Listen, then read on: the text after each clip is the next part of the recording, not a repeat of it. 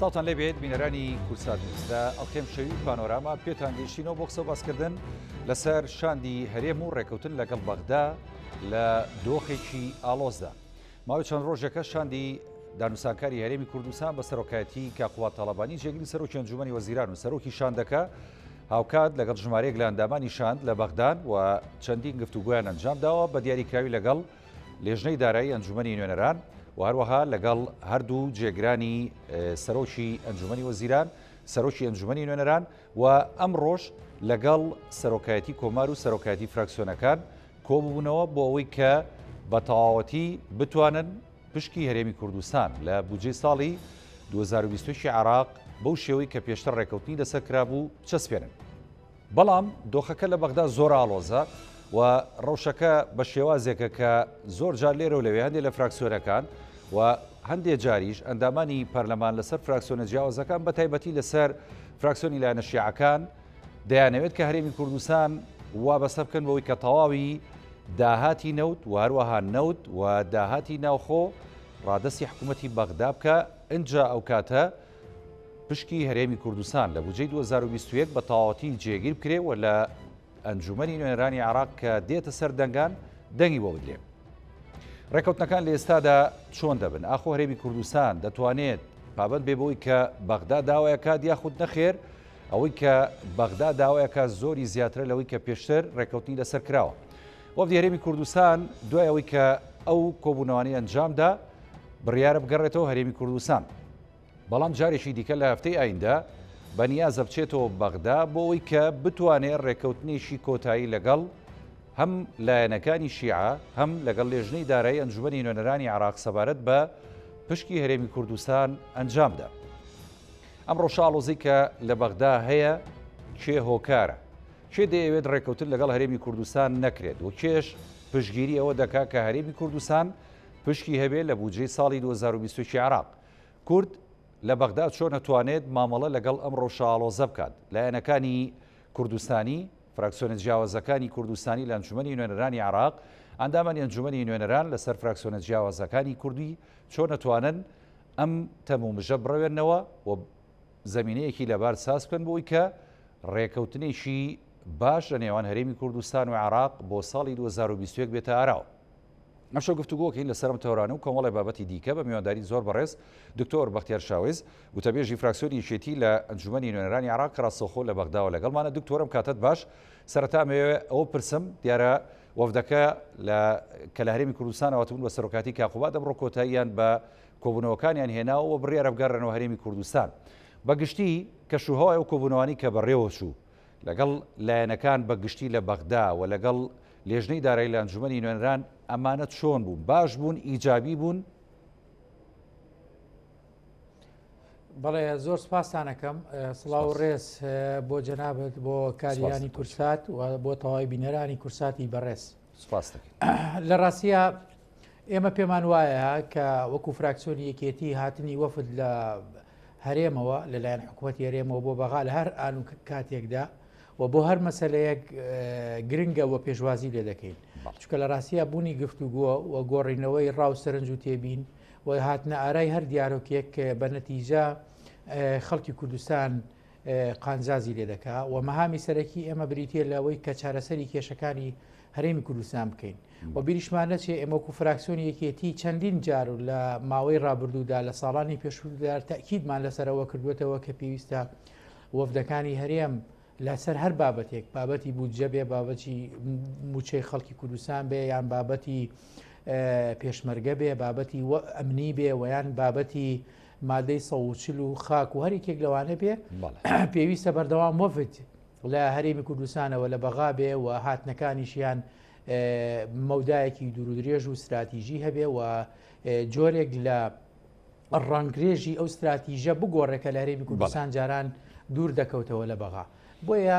بە تەکید ئێمە وەکو فراکسیۆنی یەکێتی پێشوازی لە هەر جۆرە هەوڵێک و هەر وەفدێک دەکەین کە بیاوێت حەلی کێشەکانی نێوان هەرێمی کوردستان بکە. خۆتان نەزانن کە ئێستا گرنگترین و هەستیارترین کێشە بریتە لە کێشەی بودجە و گرنگترینش لەمە بریتە لە کێشەی موچەی فەرمانبەرانی هەرێمی کوردستان و چۆنێتی چارەسەرکردنی ئەم گرفتە لەم ڕوانگەیەوە دەبینین کە ئەوە چەند جارێکە وەفدی حکوومەتی هەرێمی کوردستان دێتە بەغا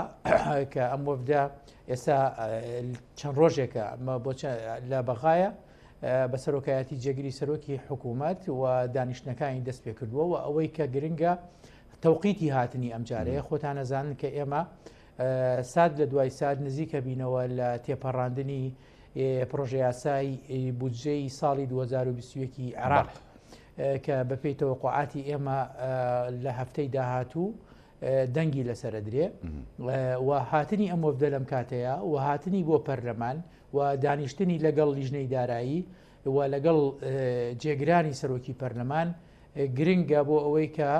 هەر هیچ نەبێ ڕۆیاکان نزیک بێتەوە بەڵام لەمەش گرنگتر ئەوەیە کە نەتیجەیەکی هەبێ بەڕاستی ئێمەش چاوەڕێەوە ئەەکەین کە نەتیجە هەبێ و دامی ئەمەشەکەین بۆ ئەوەی کە چیتی خەڵکی کوردستان و خەڵک لەو دۆخە نالەبارانە بێ بەهۆی نەبوونی موچەوە.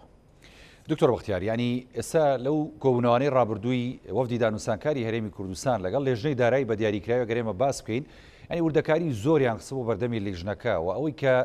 لیژنەکە داوای کردبوو هەرێمی کوردستان بەڕوونی و بەوازحی هەمووی دابۆ لیژنەکە بەڵام ینی منەمێ ئەو لە جەنابەت پرسم تا چەندە ینی ئێوە چکە نزیکن لە کۆبوونەوەکان و لە لایەنەکانی شیعە و سونە بە دیاریکراوی وەزانە لە ئەنجومەنی نوێنەران چیە گوزارێت ئەوان باوەڕ و قەنەعەتیان هەیە بەم ینی زانیاریانی کە هەرێمی کوردستانی خاتە بەردەستیان یاخود نەخێر هێشتا ئەوان زیاتریان دەوێت لە هەرێمی کوردستان بە پێی زانیاریەکانی ئێمە لە ناو لیژنەی دارایی پەرلەمانی عێراقا سێ ڕای جیاواز هەیە سەبارەت بە چۆنیەتی با بڵێن تەعاملکردن لەگەڵ وەفدی حکوومەتی هەرێم و لەگەڵ ئەو اقتراحی کە حکوومەتی هەرێم هەیەی لەگەڵ حکوومەتی ئیتحادیدا یەکەم ڕایان ئەوەیە کە بڕی 250,000 بەرمیل نەوتەکە ڕازی بن پێی ئەوەی کە حکوومەتی کازمی لەگەڵ حکوومەتی هەرێم ڕێکەوتنی لەسەر کردبوو پێشتر ڕایەکی تریان ئەوەیە کە نەخێر داوا دەکەن واتە هەندێکی تریان لە ناو ئەندامانی لیژنەی دارایی داوا دەکەن کە کۆی مەلەفی نەوتەکە تەسلیمی سۆمۆ بکرێواتە تەسلیمی حکوومەتی بەغداد بکرێ و ڕای سێمیان واتە اختیاری سێم کە هەیە لە ناو لیژنەی مالیە ئەوەیە کە نەک کۆی مەلەفی نەوت بەڵکو کۆی نەوت تەسلیم بکرێت چکە مەلەفی نەوت فەرقیە لەگەڵ نەوتەکەدا مەلەفی نەوت مەسلەی پشکی کۆمپانیەکان و قەرزەکانی ڕابردوو ئەمانەی تێدایە بۆیە هەتا ئێستا لە ناو لیژنەی مالیە واتە لایەنەکانی شیعە و سونە سێ ڕای جیاوازیانەیە و چاوەڕێ دەکرێت لە هەفتەی داهاتوودا بەر لە دەنگدان لەسەری ئیجماعێک دروست بێت لەسەری یەک لەو ڕایانە و لە بەرامبەریشدا هەر بەپێی زانیارەکانی ئێمە حکوومەتی هەرێم ڕازی بووە بەوەی کە 250,000 بەرمیل تەسلیم بکە یان داهاتی 250,000 بەرمیل با بڵێن تەسلیم بکە ئەوەی کە ڕوونە ئەوەیە کە لایەنەکانی شیعە با بڵێن گوشارێکی زۆری جەماوەریان لەسرە و لە ڕووی شەقام و لە ناوەندەکانی میدیا و لە چالاکوانان و خەڵک لە شەقامدا دەڵێن بۆچی هەرێمی کوردستان وەکو پارێزگاکانی تر کۆی نەوتەکە تەسلیم ناکە یعنی بۆچی هەندێکی دەهێڵێتەوە جاو هەندە 250,000 430,000 هەندێکی تەسلیمەکە و هەندێکی تەسلیم ناکە لە کاتێکا داوای پارەیشەکە بۆیە بە تێگەیشتنی من ئەوەیە کە حکوومەتی هەرێمی کوردستان دەبێ نەوت تەسلیم بکە و من پێم وایە ئێمە وەکو فراکسیۆنیەکێتی ئەم ڕائیشمان چەند ڕۆژێک پێش ئێستا بە ڕسمی لە کۆنگرەیەکی ڕۆژنامەی نووسیدا بڵاو کردەوە دەبواە حکوومەتی هەرێمی کوردستان لە سەرەتای ئەم ساڵەوە واتە لە یەکی یەکەوە وەکو نیازپاکیەک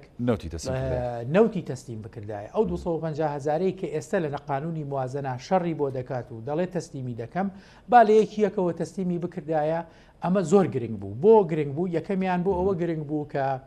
با بڵێن جۆرێک لە دردۆنگی و جۆرێک لە دەمارگیری لایەنە شیعەکان و لایەنە سونەکانی لە ناو پەرلەماندا ئەڕەواندەوە خاڵی دووەمیان بۆ ئەو گرنگ بوو کە ئێمە وەکو نوێنەرانی کورد دەمانتوانی قسەیەکمان پێ بێ کە بڵێن بە کوتلە سیاسەکانی تر بڵین فەرموو ئەوە حکوومەتی هەرێم نەوتی تەسلیم کردووە ئێوەش ئەبێ نەرم بن و لە تەفاوزە ڕێبکەون و ئەو نەوتەی کە هەیە تەسلیم کراوە لە بەرامبەردا ئەبێ ئەو پرۆژه یاسایی بودجەیە کە پشکی هەرێمی تێدایە تێپەڕێنرێن و لەلایەکی تریشەوە خاڵی سێم ئەگەر حکوومەتی هەرێمی کوردستان لە سەرەتای ئەم ساڵەوە بۆکو نیازپاکی بەشێک لە نەوتەکەی تەسلیم بکردایە دەبووە هۆی ئەوەی کە شەقامی عێراقی و خەڵک ڕێکخراوەکانی کۆمەڵگەی مەدەنی و چالاکوانان و ناوەندەکانی ڕاگەیاندن و ئەو خەڵکەی کە لە شەقامە هەیە و بە قسەی حکوومەتی هەرێم کە ئەم خەڵکە با بڵێن جۆرێک لە کاردانەوەی توندی هەیە بەرامبەر بە خەڵکی هەرێمی کوردستان ئەبوو ئەگەر تەسلیمی ئەو نەوتە بکرای لایەن حکوومەتی هەرێمەوە ئەمانیش تەسیری لەسەر بەڵام بەداخەوە ئەمە نەکراوە حکوومەتی هەرێمی کوردستان لە سەرەتای ئەم ساڵەوە تەسلیمی نەکردووە بۆیە ئێستا چاوەڕێیە کە ڕێ بکەوێت لەگەڵ ئەم ئەوەی کە لە ناو پەرلەمانە هەیە و من پێم وایە بە قەناعەتی تایبەتی خۆم دۆخەکە بەرەو ئەوە دەچێت کە با بڵێن لایەنە شیعیەکان و هەروەها زۆرینەی سونەکان متفقن لەسەرەوەی کە بەبێ تەسلیمکردنی نەوت بەبێ ئەوەی کە حکوومەت هەرێمی کوردستان نەوت تەسلیم بکە مستەحیلە ئەو یاسایە تێپەڕێ و خاڵی ئەساسی لێرەدا ئەمەوێ کاگەڕێ ئاماژەی پێ بکەم ئەویژەوەیە کە کوتلەکانی ناو پەرلەمان و هەروەها فراکسیۆنەکان و حیزبەکانی دەرەوەیان و چ لە شیعە چ لە سونە بە تایبەتی شیعەکە ئێسا حکوومەت یعنی حکوومەتێکە سەرۆکایەتەکەی هیچ شیعە ئەمان متمانەیان نەماوە بە هەرێمی کوردستان متمانەیان نەماوە بە حکوومەت هەرێمی کوردستان بەوەی کە لە ساڵانی ڕابردوودا نەوتی تەسلیم نەکردووە بەڵام بەڕێک لە پارە هاتووە بۆ هەرێمی کوردستان ئێمە بۆ ئەوەی کە یعنی ئەگەر حکوومەتی هەرێمی کوردستان ئەوێ کێشەکانی چارەسەر بێ و ئەگەر ئێوێ موچە بۆ خەڵکی کوردستان دابین بێ و ئەگەر ئێوێ خەڵک لەو نەهامەتی لەو دۆخەکە تایەتی تێپەڕێنێ پێویستە نەوتەکە تەسلیم بکە و با بڵێن ئەو متمانەیە بگەڕێنێتەوە بۆ لایەنە شیعیەکان بە پێی زانیاریەکانی من هەر حەوت فراکسیۆنێ شیعیەکە و زیاتر لە ساهشتایی سونەکانیش لەم گێمەدا لەگەڵ ئەوەدان کە پێویستە هەرێمی کوردستان بەبێ ڕادەستکردنی نەوت هیچی بۆ نەڕواوە پارەی بۆ نەڕواوە من پێم وایە ئەمە حاڵەتێکی زۆر خراپە بێت لە داهاتوودا بۆ هەرێمی کوردستان ئەگەر حکوومەتی هەرێمی کوردستان چارەسەری بۆ نەدۆزێتەوە. دکتۆر ئاماژەت بۆدا ینی کە بۆ نمونە زۆرینەی لایەنەکانی شیعە و سونە کە لەوە چ لە 1970 بنەمانە یعنی لەگەڵەوەن کە دەبێ هەرێمی کوردستان نەوت هەر ڕادەست بکات بەڵام ینی پێشتریش ئاماژەت بۆدا کە سێ ڕای جیاواز هەیە لە نێو لایەنەکانی شیعە و سونە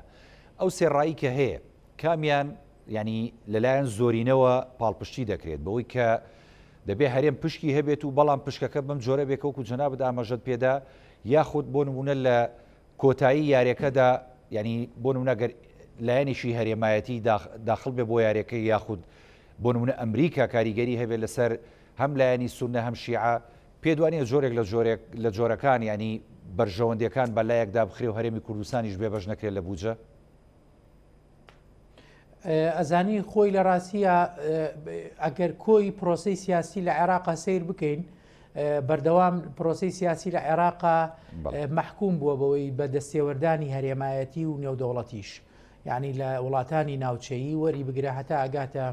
وڵاتانی دەرەوە بە تایبەتی ئەمریکیەکان و ئێرانیەکان ئەمانە تەسیریان لەسەر کۆی پرۆسی سیاسی نەک ئەوەی کە تەنها ئەوەی کە پەیوەندی بە کێشەکانی نێوان هەرێم و بەغاوەیە بەڵکو هەموو کێشەکان کێشەی سیاسی کێشەی دەستوری کێشەی ئەمنی و ئەمانە هەمووی تەسیراتی دەرەوەی لەسرە وەکووتم بە تایبەتی ئێرانیەکان و ئەمریکەکان بەڵام نابێت لە بیرمان بچێت کە ئێستا گۆڕانکاریەک لە ئیدارەی ئەمریکادا ڕوویداوە بە هاتنی دیموکراتەکان و بایدن کە من پێم وایە لە داهاتوودا مەرج نییە ئەو دەستێوەردانە بۆ شێوەیە بێت کە لە سەردەمی ترەمپە هەبوو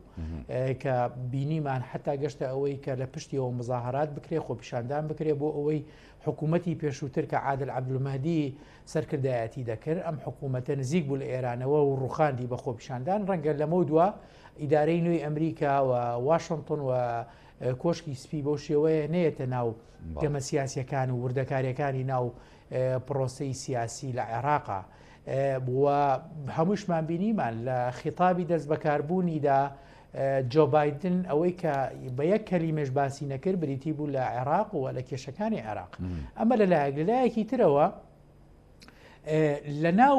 هاوکێشەی سیاسی لە عێراقا ئەبێ ئێمە کە لەم کات و ساتەدا هەر قسەیەگەکەین لە بیرمان نەچێت کە لە بەردەم هەڵبژاردنێکداین کە پێوتری هەڵبژاردننی پێشوەختە. هەڵبژاردننی پێشوەختە و تەبیعەتی هەڵبژاردن هەمیشە مزایداتی تێدەکەوێت، هەمیشە زیاتر لایەنە عاتفیەکان زاڵە بێ بەسەر یعنی دید و تێڕوانینە سیاسیەکاندا، بە تایبەتی لە شەقامی شیعی و لە سونی و لە پارێزیەکانی ناوەڕاست و باشووری عێراق کە هەمیشە خەڵک هاتووەتە سەر شەقام و داوای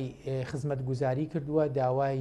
ئاو کارەبا ڕێگەوبان، داوای تاعینات و دەهەلی کار و دامەزراندنی کردووە. بۆیە ئێستا کە لە بەردەم هەڵبژاردنداین ئەمانیش زیاتر کاریگەریان هەیە لەسەر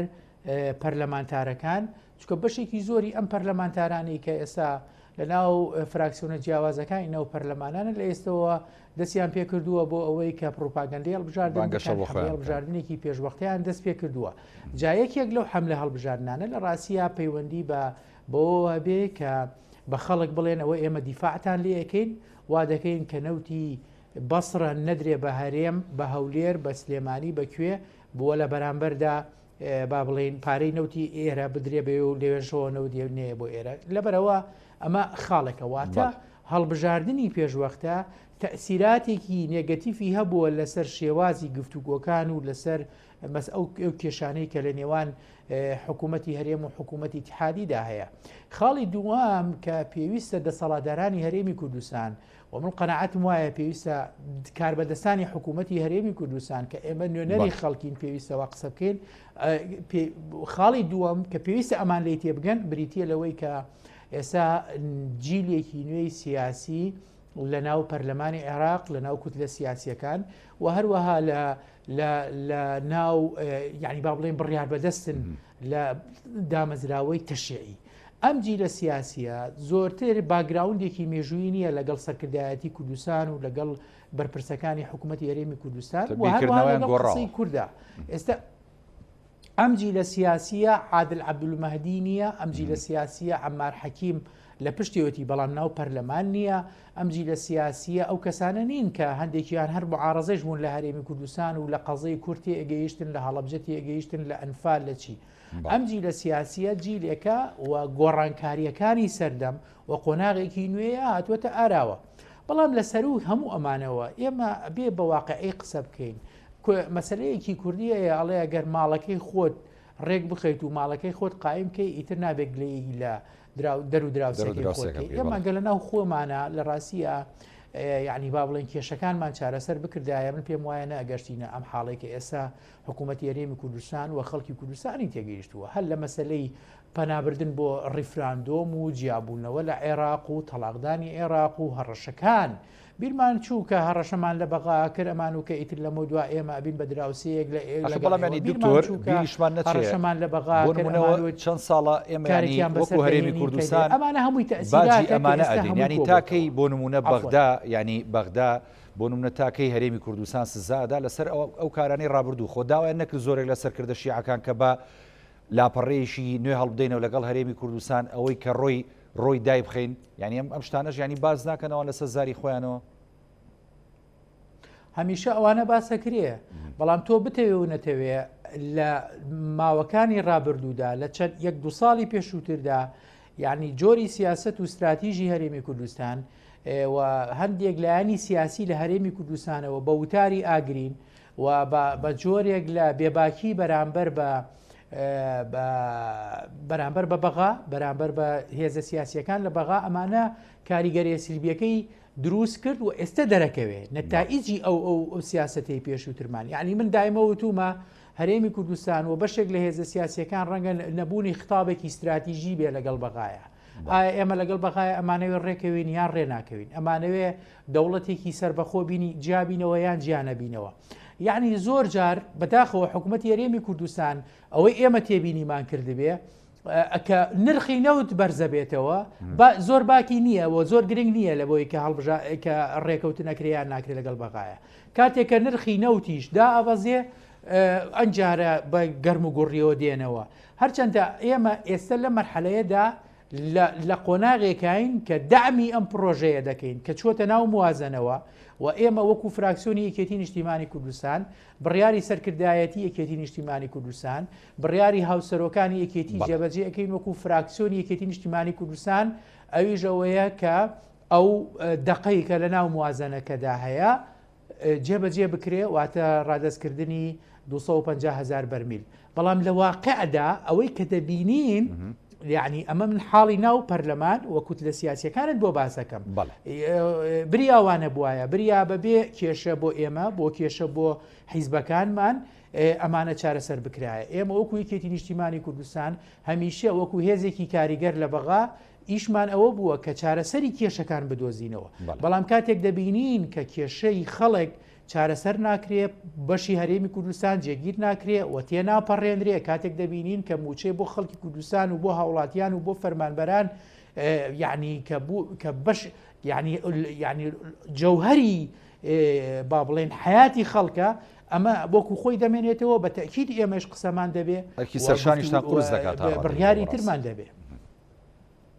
بەڵێ بە تەکید باش زۆر باشە دکتۆر ینی باسە لە بۆ نمونە بەرزی و نزمی نرخی نەوت کرد ینی هەرێمی کوردستان هەمومان نزانین نەوتەکەی کەمتر لە بەغدا و سۆمۆ دەفرۆشەویش $10 کەمترە بەڵام ینی گرفتەکە لێرەدا ئەوەیە ئێستا کە بەغدا داواکەوە لیژنەی دارایی ئەنجومەنی نوێنەران داواکەوە لایەنە شیعەکان کە دەڵێن دەبێ هەرێم نەوت ڕادەسپات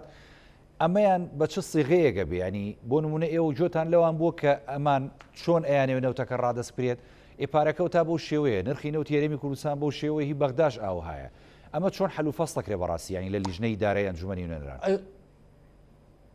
خۆی حکوومەتی هەرێمی کوردستان کەوتوتە ناو گێژاوێکەوە یعنی بۆ نمونە پێشتر نەوتی ڕادەست نەکردووە لە ڕێگەی تورکیاوە فرۆشراوە ئەم نەوتە و لەبەرەوەی حکوومەتی هەرێمی کوردستان دەوڵەت نییە و بەشێکە ینی بە پێی معیاری نێودەوڵەتی بەشێکە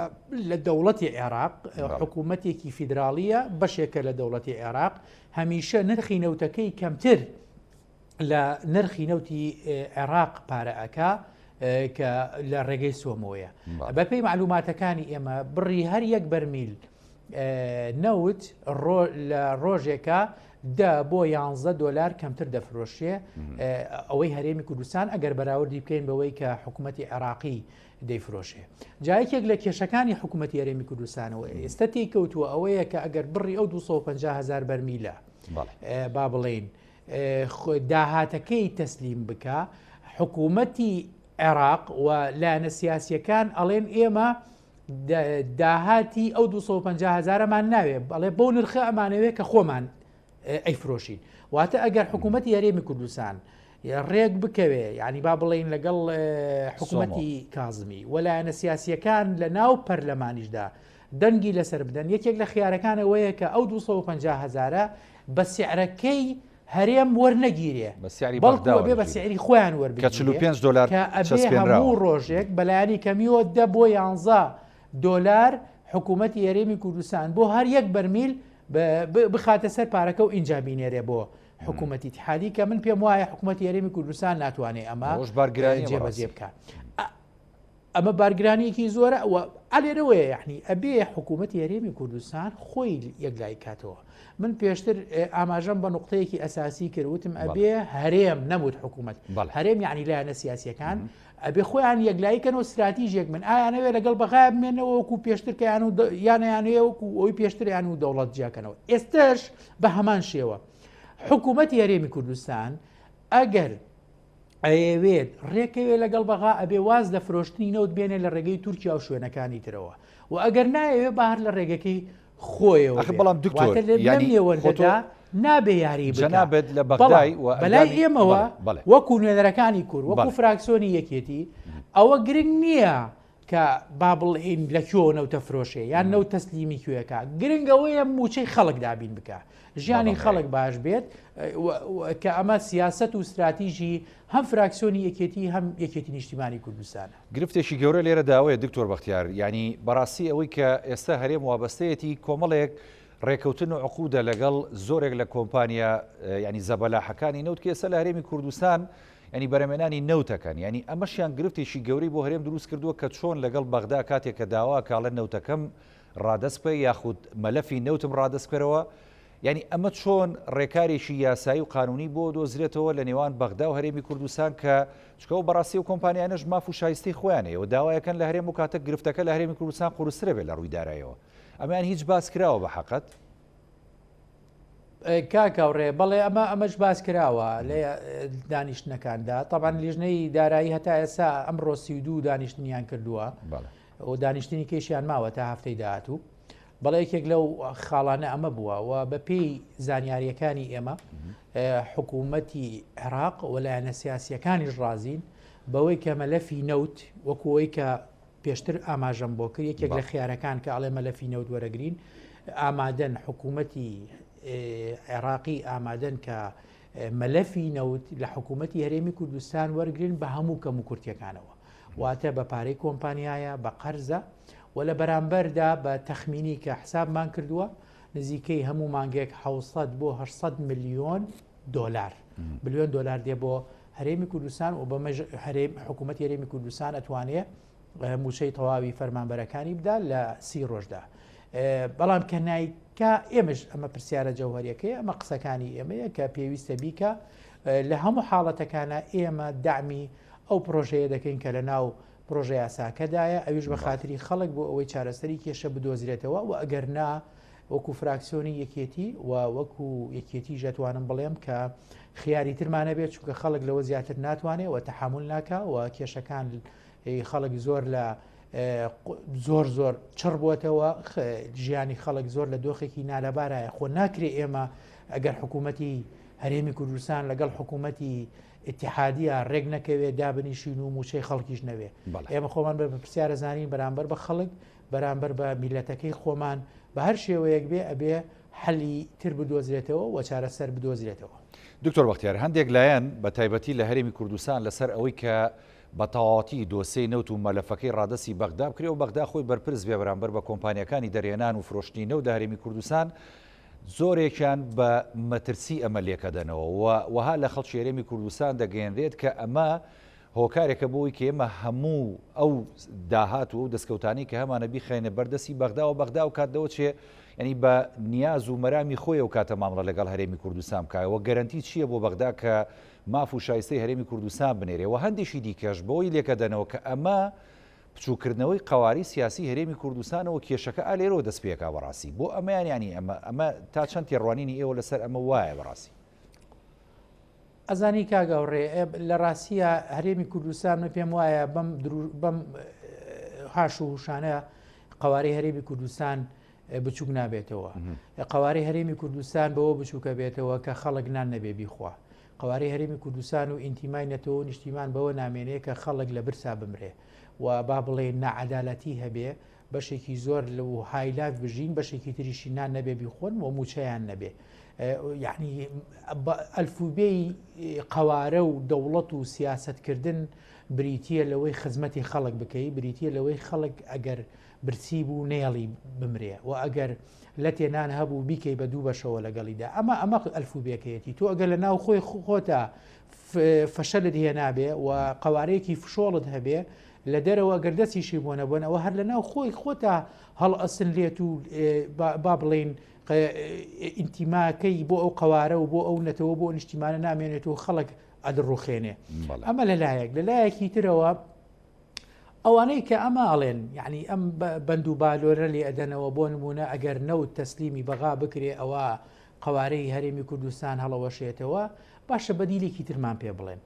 یعنی بەدیلێکی تر چەند ساڵە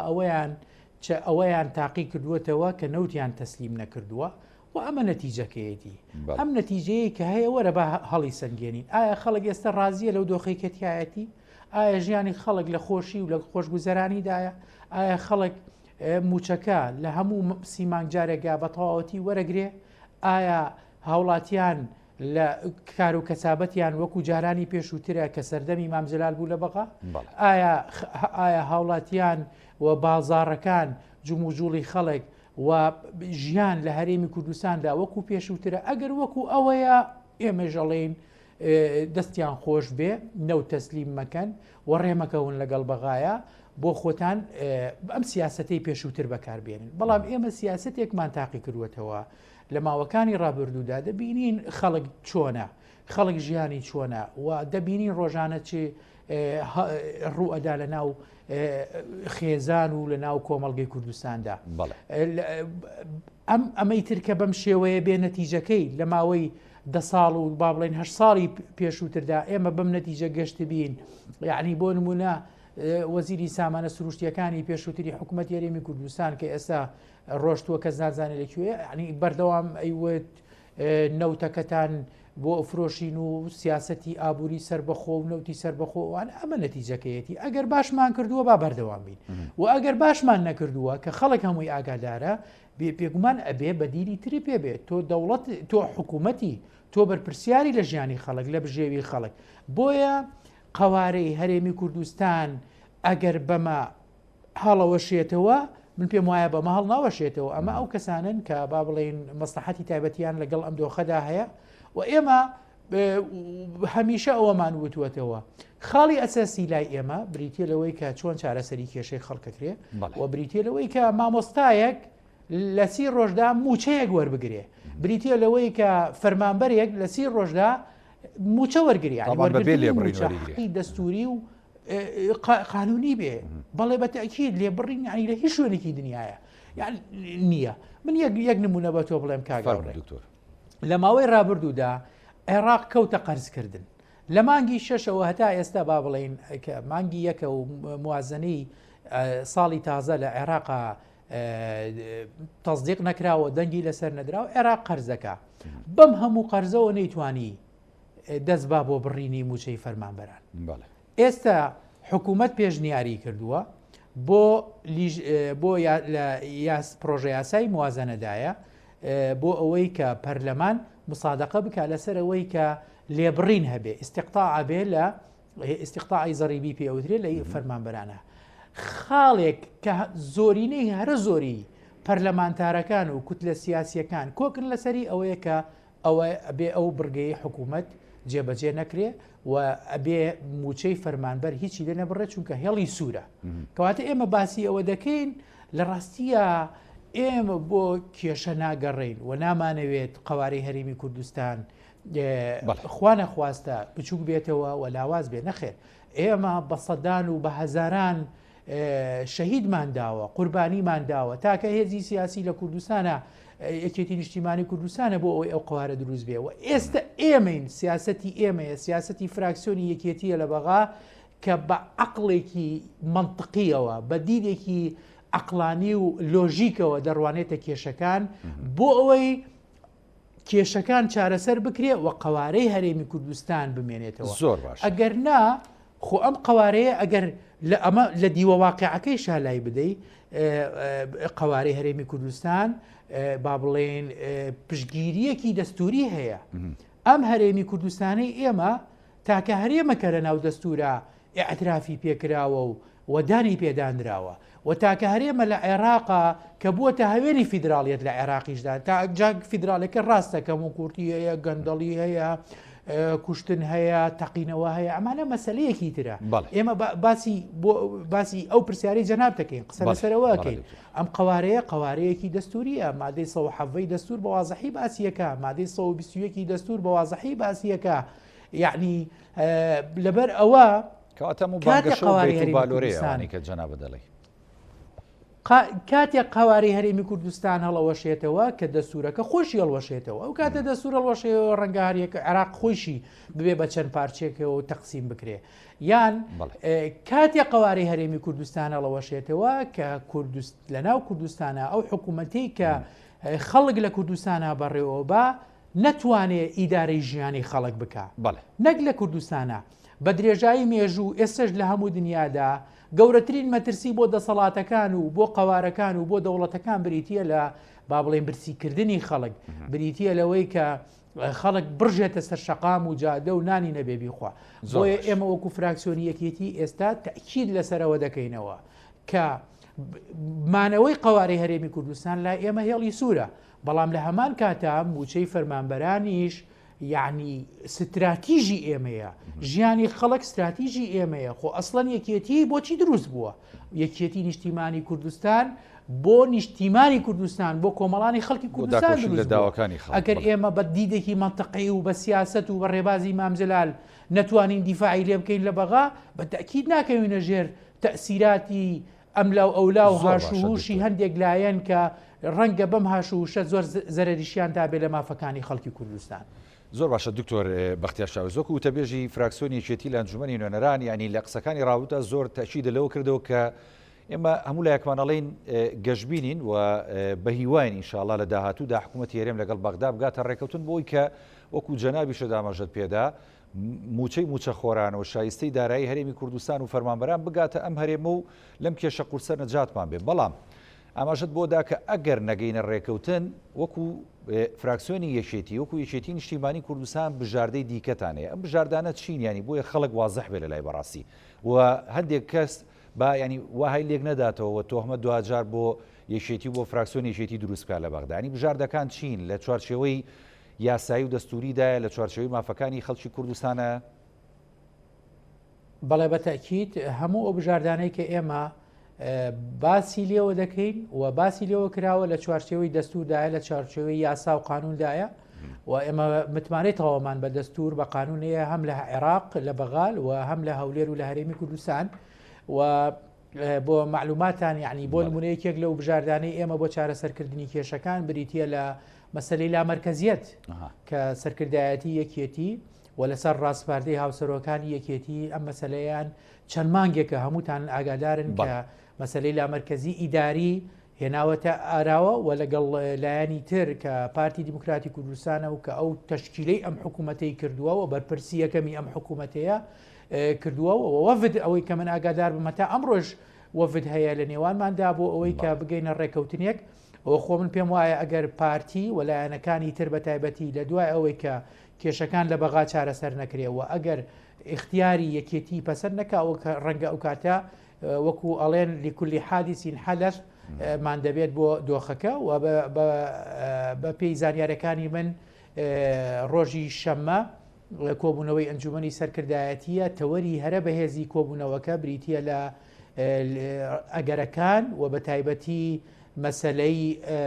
ڕێکەوتن و ڕێگنەکەوتن لەگەڵ بەغایە و لەسەر یاسایی موازنە و دوای ئەوە یەکێتی چۆن هەنگاوانێ یەکێتی و فراکسیۆنی یەکێتی نوێنەرایەتی ڕاستەقینەی خەڵکی هەرێمی کوردستانەکە لە بەغا و بە شێوەیەکی عەقڵانی و بە شێوەیەکی واقعی لەگەڵ دۆخی ئەمڕۆی عێراق و ناوچەکە بۆ چارەسەرکردنی کێشەکانی خەڵک. بەڵێ گرنگەوە بەڕاستیانی چکەوە بەرچاوڕوونیەکە هەم بۆ خەڵک هەم بۆ هاوڵاتیان هەرێمی کوردستان یعنی کەواتە لە داهاتووە ئەگەر ئەم سیستەمە لە مەرکەزیە بۆ نمونەکە لە سلەیمانی و گەرمیان و بۆ نمونە ئیداری ڕاپەڕین و هەڵەبجە داواکریان ئێمە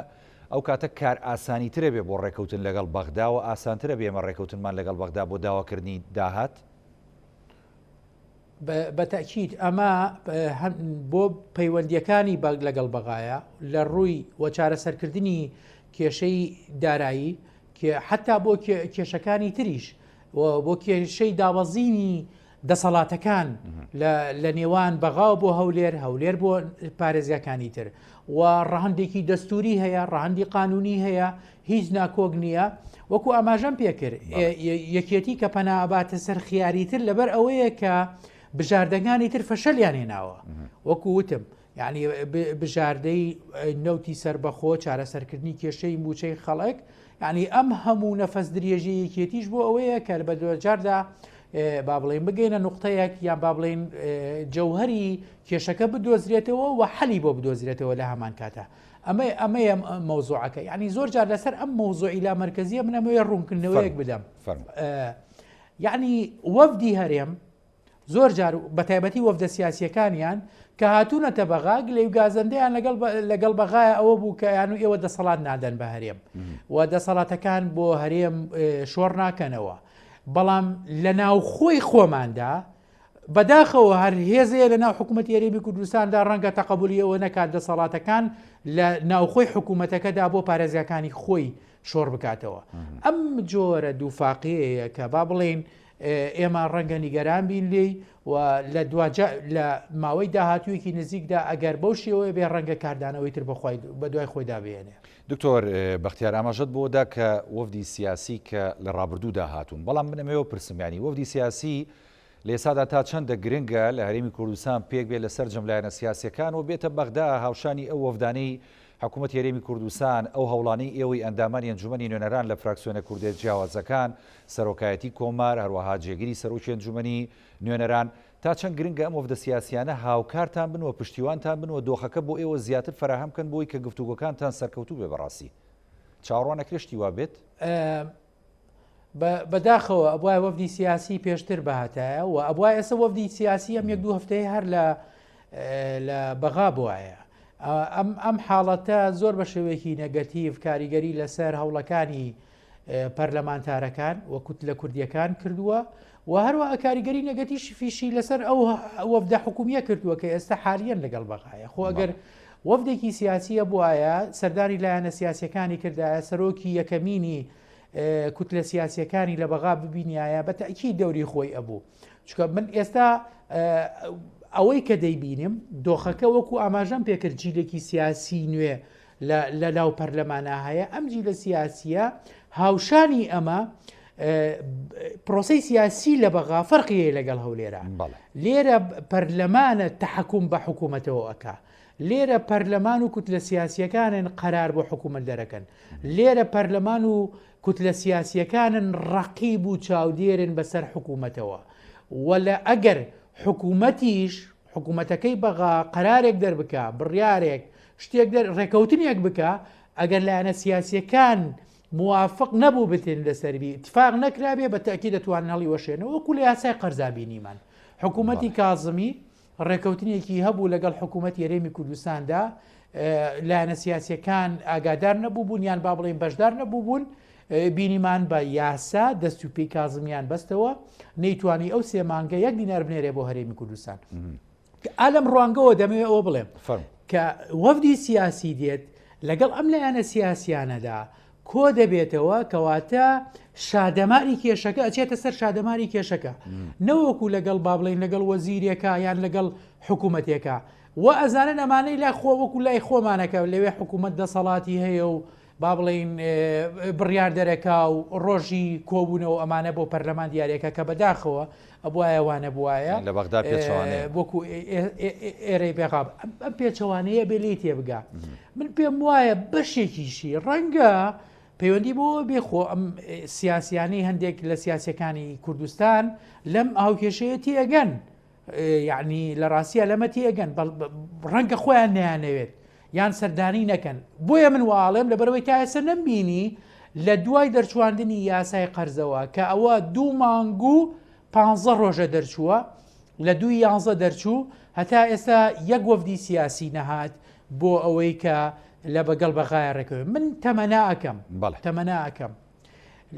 لە پێش یاسای قەرزدا حکوومەت هەرێمی کوردستان ڕازی نەبوو بەوەی کە 250,000 بەرمیل تەسلیم بکە بەڵکو دەیوت ئەوە حەقێکی خۆمانە لە ناو موازنەی پێشووتردا جێگەی کراوەتەوە پێویستە بەبێ نردنی 250,000ەکەیش پارەمان بۆ بنێرن وەکو سەردەمی عادل عەبدولمەهدی. بەڵام دوایی کە یاسای قەرزیان کرد ئێستا هاتوون ئەگەڕێن کۆبوونەوە ئەکەن لەگەڵ لایەنە سیاسیەکان لەگەڵ وەزیرەکان لەگەڵ هێزەکان کۆبنەوە بۆ ئەوەی کە ڕازی بن بەوەی کە 250,000ەکەیان لێوەربگیرێ. تەمەناکەم ئەمە جێبەجێ بکەن کە ئێستا داوایەکەن لایەنە سیاسیەکانی عێراق نەبادا مانگێکی تر بۆ ئەمەش پەشیمان بنەوە وەکو ئەوەی کە لەوە پێشکردیان. باشە دکتۆر بەختیار لەسەر ئاستی حیزبی ینی خۆ گرنگە هەندێک جوڵەش کە لە ڕابردوودا کراوە بە دیاریکرایم نەمێ لەسەر جوڵەکانی یەکێتی نیشتیمانی کوردستان و هاوسەر و یەکێتی بەڕێز داور شێخجەنگی قسە بکەین چکە بەڕاستی لە ماوەکانی ڕابردوو ینی زۆر گرنگ بوو ئەو جوڵانەی کە لە بەغدا کردی کۆبوونەوەکانی لەگەڵ لایەنە سیاسیەکان لەگەڵ سەرۆکایەتیەکانی ینی عێراق بەشداریکردنی لە کۆبوونەوەی لایەنە سیاسیەکانی ینی عێراق کە بەڕێوە چوو لە سەرۆکایەتی کۆمار. ئەمانە تا چەند گرنگ بوون و تا چەند ئەنجامی باشی هەبوو بۆ ئەم سەردانانەی ئێستەی کە وەفدی دانوسانکاری هەرێم دێنە بەغدا. یەکێتی نیشتیمانی کوردستان لە لای هێزە سیاسیەکان پێگەیەک و هەژمونێک و یعنی ڕوئایەکی زۆر جوانی پێشکەش کردووە. ئەم پێگەیە لە سەرەتایی دروستبوونی ئەم دەوڵەتەوە، یعنی لە دوای نظامی پێشووتر ئەم نظامە تازە لە 2023ەوە یعنی یەکێتی بە هێزێکی عەقلانی معتەدیل و میانڕەو و هەوێنی چارەسەرکردنی کێشەکان ناسراوە و مامۆستای ئەم تێگەیشتنەیش ینی با بڵێن ئەم مەدرسەیە بریتیە بووە لە جەنابی مامجلال. جەنابی مامجلال کۆکەرەوەی هێزە سیاسیەکانی عێراقی بووە، نەک هەوێنی چارەسەرکردنی کێشەکانی نێوان هەرێم و بەغا بوو، بەڵکو کۆکەرەوە و خاڵی چارەسەری هێزە ناکۆکەکانی نێوان شیع و سوننە بوو. ئێستا یەکێتی کە بەم سیاسەتە درێژە پێدا و با بڵێن هاوسەرۆکی یەکێتی کە لەسەر هەمان ڕێبازی مامجلال دەڕوا بە تەئکید هاتنی بۆ بەغا و بە هەمان سیاست و بە هەمان نەفەس و بە هەمان دید و تێگەیشتن کاریگەری زۆر گرنگی هەیە لەسەر کێشەکانی نێوان هەرێم و بەغا. و من پێم وایە ئەگەر جۆرێک لە نەرمیش لە نێوان لایەنە سیاسیەکان لەبێ و لێرە و لەوێ پەیوەندی بەو هاتنانەی هاوسەرۆکی یەکێتیەوە هەیە کە هاتووەتە بەغا و هاوسەرۆکیش بە هەمان شێوە وەکو چۆن مەکتەبی سیاسی و سەرکردایەتی و هەموو ئەو استراتیژەی کە یەکێتی دایناوە بریتیە لە چارەسەرکردنی کێشەکان لە بەغا ئەمانە جێبەجێ دەکات لە بەغا و دیتنی لایەنە سیاسیەکان و بۆ معلوماتت ئەم جارەی پێشووتر کە هاتووەتە بەغا هەر بە تەنها لایەنە شیعەکان و سوننەکانی نەبینیوە، لایەنی ئەمریکی بینیوە، ئیتحادی ئەوروپی و سەفەرەتی وڵاتان کە ئەمانەیش سوڕەیەکی باشیان باتێ بۆ ئەوەی کە کاریگەری ئیجابی هەبێ و تەئسیری ئیجابیان هەبێت لە ڕەوتی ڕێکەوتنی نێوان هەرێم و بەغایە، چونکە هەست بەوە دەکرێت کە کێشەی خەڵک ئەولەویەتی ئەمڕۆی کاری سیاسی و استراتیژی یەکێتی نیشتیمانی کوردستانە و هەروەها هاوسەرۆکی یەکێتی هەردوو هاوسەرۆک کە هاتوونەتە بەغا لایەنە کوردیەکانیشیان بینیوە، پەرلەمانتارەکانیان بینیوە، حتا ئەو پەرلەمانتارانی کە بە ئۆپۆزیسیۆن لە ناو کاری پەرلەمانیدا بەردەوامن بینیوێتی، چونکە ئێمە لە هەموو کاتێ زیاتر پێویستمان بەوەیە کە ڕۆیاکان ڕێک بخەین لە هەمان کاتە زەخت و گوشارەکانیشمان بەردەوام بێ بۆ حکوومەتی یەرێم لەگەڵ حکوومەتی ئیتحادی ڕێبکەوێت. دوا قسەت دکتۆر بەختیار سوپاس دەکەم مادوومان کردی. سپاس بۆ ئێوەش. لە ڕاستیە ئێمە ئومێدی تەواومان هەیە وەکو فراکسیۆنی یەکێتی نیشتیمانی کوردستان لەم هەفتەی داهاتوو کە هەفتەیەکی حساسە هەم بۆ خەڵکی کوردستان، بۆ موچەخۆران، بۆ هەژاران و بۆ سەرجەم چین و توێژەکانی کوردستان وەکو فراکسیۆنی یەکێتی بە هەموو شێوەیەک هەوڵە دەین و هەوڵەکانیشمان بەردەوام بووە و هەوڵەکانمان چڕ دەکەینەوە بۆ ئەوەی کە ئەو دەقەی کە لە ناو پرۆژە یاسایی موازنەی 2021 هەیە جێبەجێ بکرێ و لە هەمان کاتا داوا دەکەین لە حکوومەتی هەرێمی کوردستان بەجددیتر و بە شێوەیەکی تەواو واقعانە بێتە بواری ڕێکەوتنەوە و لە هەمان کاتا زۆر گرنگیشە لەم چەند ڕۆژەی داهاتوو وەفدی سیاسی لە ئاستی باڵا لە هەولێرەوە بێتە بەغا بۆ ئەوەی بە هەمولایەکمانەوە بتوانین ساڵی داهاتوو و ساڵی 2021 تایدا هەرێمی کوردستان و موچەخۆران و هاوڵاتیانی هەرێمی کوردستان بێبەش نەکرێن لەو موچەیە.